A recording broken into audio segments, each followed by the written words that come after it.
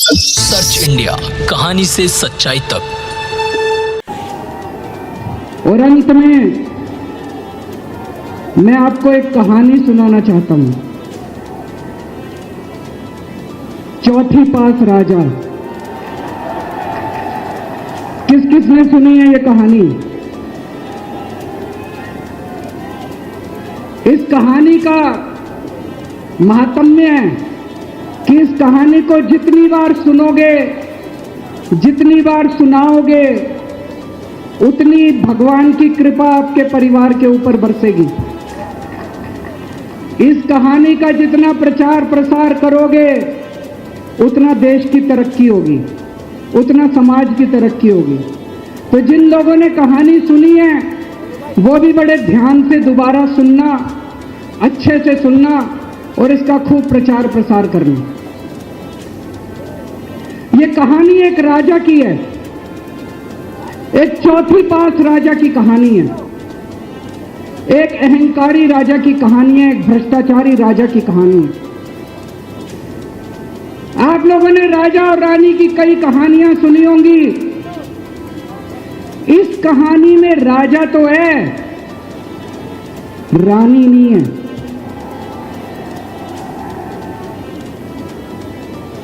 तो एक महान देश था, कई हजार साल पुराना देश। उस देश के एक गांव में एक बच्चा पैदा हुआ, बहुत गरीब घर में एक बच्चा पैदा हुआ। तो जैसे गांव के अंदर बच्चा पैदा होने पे ज्योतिषी आते हैं, ज्योतिषी आके बच्चे का भविष्य बताते हैं, ऐसे ही गांव का ज्योतिषी आया।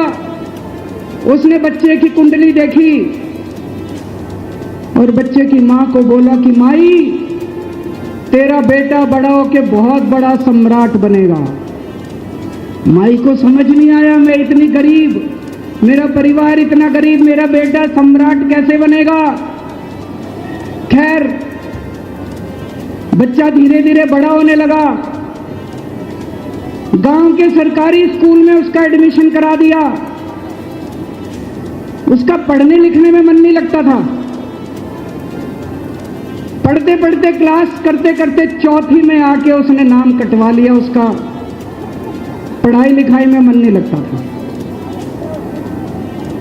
बगल में, गांव के बगल में एक रेलवे स्टेशन था। घर में बहुत गरीबी थी। वो बच्चा वहां स्टेशन पे जाके चाय बेचने लगा।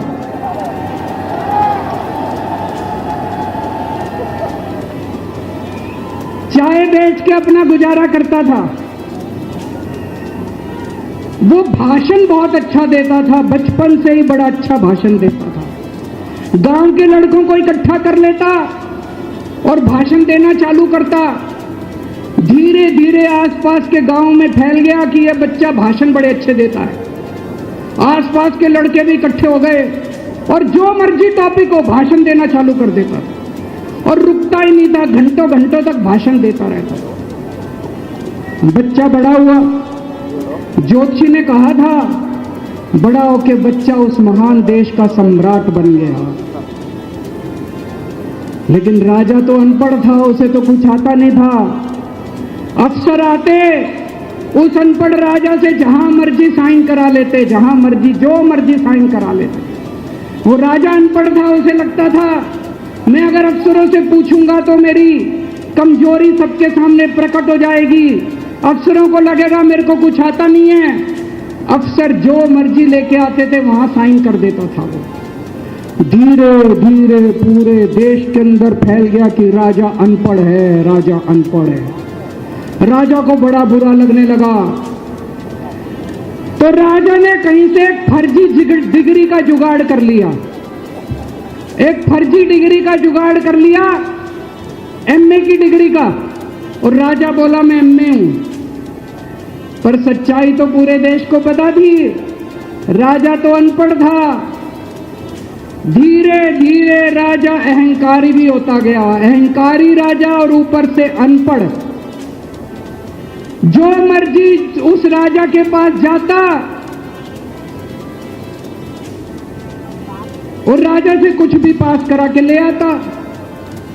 एक बार कुछ लोग गए, राजा को बोले जी नोटबंदी कर दो, नोटबंदी करने से भ्रष्टाचार खत्म हो जाएगा, आतंकवाद खत्म हो जाएगा।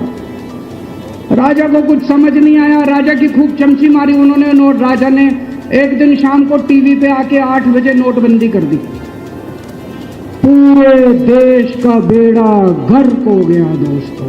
लंबी लंबी बैंकों के सामने लाइनें लग गई, कई लोग मर गए, दुकानें बंद हो गई, रोजगार बंद हो गए, बड़ी बड़ी इंडस्ट्री बंद हो गई, पूरे देश का बेड़ा गर्क हो गया। फिर एक दिन कोई आके बोला जी 2000 का नोट ले आओ। राजा 2000 का नोट ले आया। 4 साल बाद कुछ लोग आके बोले जी 2000 का नोट बंद कर दो। राजा ने 2000 का नोट बंद कर दिया। राजा को अकल तो थी नहीं, बेवकूफ था, ननपढ़ था। कभी 2000 का नोट चालू करता था, कभी 2000 का नोट बंद करता था।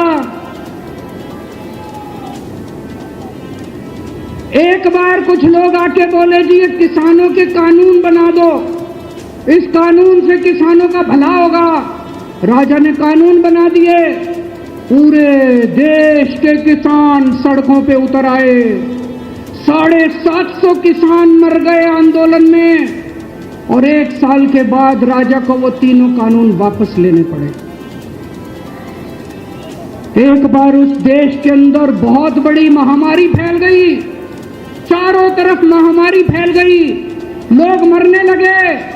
किसने आके बोला जी थाली बजवाओ तो देश ठीक हो जाएगा।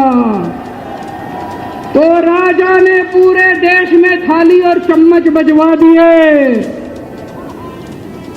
महामारी तो नहीं बची, महामारी तो फैली रही। किसी ने आके कहा जी डॉक्टरों की जरूरत पड़ेगी, दवाइयों की जरूरत पड़ेगी, इंजेक्शन की जरूरत पड़ेगी, तब महामारी रुकेगी। राजा अपने दोस्तों का बड़ा ख्याल रखता था। उसके दोस्त थे। एक दोस्त ने 10,000 करोड़ रुपए चोरी कर लिए, राजा ने उसको देश से भगा दिया। दूसरे दोस्त ने 20,000 करोड़ चोरी कर लिए, राजा ने उसको भी देश से भगा दिया। पर एक दोस्त ऐसा था जिससे राजा की ज्यादा ही दोस्ती थी। कौन था? उसको उन्होंने सारे एयरपोर्ट बेच दिए, सारे जहाज बेच दिए, सारे सीपोर्ट बेच दिए, उन्होंने आसमान बेच दिया, जमीन बेच दी राजा ने, खदानें बेच दी। उस दोस्त पे राजा मेहरबान था। राजा का एक और दोस्त था। वो दोस्त इतना गंदा था कि उसने कुछ अंतर्राष्ट्रीय खिलाड़ी महिलाओं के साथ बदतमीजी करी, लेकिन राजा ने दोस्ती नहीं छोड़ी। मजाल जो उस दोस्त के ऊपर कोई आंच आ जाए, राजा उस दोस्त के साथ खड़ा रहा, लेकिन उसने खिलाड़ियों का किया। राजा का एक और दोस्त था। उस दोस्त ने किसानों के ऊपर गाड़ी चढ़ा दी, रौंद दिया, कुचल दिया किसानों को। राजा ने अपनी दोस्ती नहीं छोड़ी। इस बात पे तो दाद देनी पड़ेगी कि राजा दोस्तबाज था, 1 नंबर का दोस्तबाज था। चारों तरफ अत्याचार हो गया, चारों तरफ देश के अंदर इनके अपने लोग जो थे वो बलात्कार करने लगे, गलत काम करने लगे, हाहाकार मच गया। जो राजा के खिलाफ बोलता, राजा उसको पकड़ के जेल में डाल देता। एक दिन एक पत्रकार ने कार्टून बना दिया राजा के खिलाफ, उस पत्रकार को उठा के जेल में डाल दिया। एक दिन एक किसी पत्रकार ने उनके खिलाफ कुछ लिख दिया, उसको पकड़ के जेल में डाल दिया। जो राजा के खिलाफ बोले उसका बेड़ा गर्क। कोई जज अगर उस राजा के खिलाफ ऑर्डर करता था, राजा उसको बख्शता नहीं था। चारों तरफ अत्याचार, महंगाई, बेरोजगारी। ऊपर आसमान में देवता ये सब देख रहे थे कि पृथ्वी के ऊपर कितना घनघोर अत्याचार हो रहा है। सारे देवता इकट्ठे हुए, देवताओं ने मीटिंग करी। सारे देवता मिलकर शिवजी महाराज जी के पास गए। और कहा महाराज कुछ करो, पृथ्वी के ऊपर अन्याय हो गया, अत्याचार हो गया, चारों तरफ बलात्कार, चारों तरफ हाहाकार मचा हुआ है, जनता परेशान हो रही है। पृथ्वी जी शिव जी महाराज जी ने अपनी तीसरी आंख खोली और दोस्तों यहां प्रचंड पृथ्वी के ऊपर अजीब अजीब घटनाएं घटने लगी। उज्जैन के अंदर महाकाल की 6 सप्तऋषियों की बड़ी बड़ी 10 फुटा भारी भारी मूर्तियां थी। एक दिन बारिश और तूफान आया और 6 की 6 मूर्तियां टूट गई। लोगों ने कहा बड़ा अपशकुन हो रहा है, बड़ा अपशकुन हो रहा है। एक दिन एक ट्रेन एक्सीडेंट हो गया, 250 से ज्यादा लोगों की मौत हो गई। लोगों ने कहा बड़ा अपशकुन हो रहा है। और एक दिन घनघोर बारिश आई, तूफान आया, ऊपर से आकाशवाणी हुई, सारे देश की जनता को भगवान ने कहा कि आप महान देश के लोग हो, क्या कर रहे हो, उठो, खड़े हो जाओ और इस अहंकारी राजा के खिलाफ सब लोग मिलकर आवाज उठाओ। भगवान आपके साथ है। और उसके बाद दोस्तों सोई हुई जनता जाग गई और 1 साल के अंदर उस अहंकारी राजा का राजपाट जनता ने उखाड़ के फेंक दिया। और उसके बाद वो महान देश दिन दूनी रात चौगुनी प्रगति करने लगा। ये कहानी बड़ी पवित्र कहानी है। इस कहानी को सुनने से और सुनाने से परिवार का, समाज का और देश का बहुत भला होता है। इसे ज्यादा से ज्यादा शेयर कीजिए, ज्यादा से ज्यादा लोगों तक पहुंचाइए ताकि ज्यादा से ज्यादा लोग इसे सुन सकें, इसे समझ सकें।